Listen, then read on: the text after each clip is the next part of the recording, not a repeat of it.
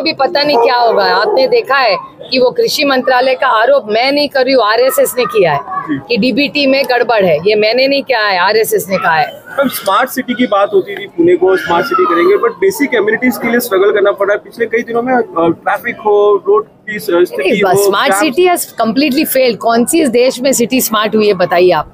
इतना पैसा खर्चा हुआ है। कल ही संसद में सारे हम सांसद चर्चा कर रहे थे जल जीवन मिशन के बारे में। हर घर नल और जल की इतनी बड़ी पैमाने में पैसा दिया गया। बहुत सारी ऐसी जगह है जहाँ सोर्स में पानी नहीं है, लेकिन काम इंफ्रास्ट्रक्चर का चले जा रहा है। और वैसा ही पूना में हुआ है। बिग टिकट प्रोजेक्ट्स, 18,000 करोड़ रुपए की मेट्रो हो रही है, लेकिन गटर साफ करने के लिए पानी नहीं है। नहीं तो किया है कॉन्ट्रैक्ट, इसका आगे क्या हुआ, इसको सरकार को जवाब देना पड़ेगा। मैम, आप महाराष्ट्र को रिप्रेजेंट करती है। पुणे में जाहिर बात है कि कल प्रॉब्लम थी, लेकिन कई जगहों पे बाढ़ की स्थिति और भी जगहों पे बनी हुई है। महाराष्ट्र सरकार कहीं ना कहीं बाढ़ की स्थिति को कंट्रोल करने में फेल हो रही है। बिल्कुल, मैंने कल भी पार्लियामेंट में कहा कि कोल्हापुर, सांगली, बहुत सारा भाग, पालघर, उस एरिया में भी बहुत बारिश भी हुई है और प्लानिंग नहीं हो रहा है, क्योंकि इतने सारे प्रोजेक्ट्स एक ही टाइम, बहुत सारे ब्रिज बन रहे हैं, रास्ते बन रहे हैं, और उसके कारण जो पानी का फ्लो होना चाहिए, आउटलेट होना चाहिए, उसके ऊपर ये लोग रास्ते बन रहे हैं और वो सब क्लॉग हो रहा है, बंद हो रहा है। इसी के कारण ये बढ़ रहा है ना।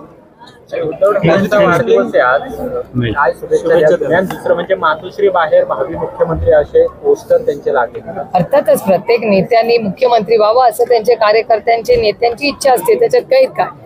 आणि अर्थातच आज ह्या संपूर्ण भागामध्ये आज उद्धवजींचा वाढदिवस आम्ही खूप आनंदाने साजरा करू इच्छितो, पण ह्या महाराष्ट्रात आणि ह्या भागात प्रचंड नुकसान झालेलं आहे। त्यामुळे जेव्हा उद्धवजींशी मी बोलले, उद्धवजींनी एवढंच मला सांगितलं की तिथे जास्तीत जास्त काय मदत करता येईल ह्याच्यात तुम्ही सगळे लक्ष घाला। आढावा घेताना तुम्ही भावूक झाला काय?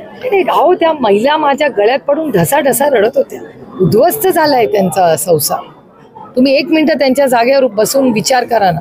आणि त्यांची काय चूक? त्यांची एवढी चूक की त्या टॅक्स भरतात पुण्यामध्ये आणि नागरिक आहे त्या शहराचे, अपेक्षेने इथे राहायला आलं की आपल्या सुरक्षितता होईल, आपल्या नवऱ्याच्या हाताला काम होईल, आपली पोरं चांगली शिकतील। म्हणजे जो सर्वसामान्य माणूस जो टॅक्स भरतो, जो इमानदार आहे, त्याच्यावर अन्याय केला ना या सरकारने, या ट्रिपल इंजनच्या खोके सरकार। राज ठाकरे ने एक बार फिर अपना स्टैंड बदल लिया है, अब अकेले एकला चलो रहे हैं। मेरे ख्याल से आज 2-3 दिन के बाद इसमें बात करेंगे, क्योंकि अभी बहुत लोग दिक्कत में है। राजनीति तो चलती रहेगी, अभी तो लोगों को मदद करने की जरूरत है। I hope. Thank you.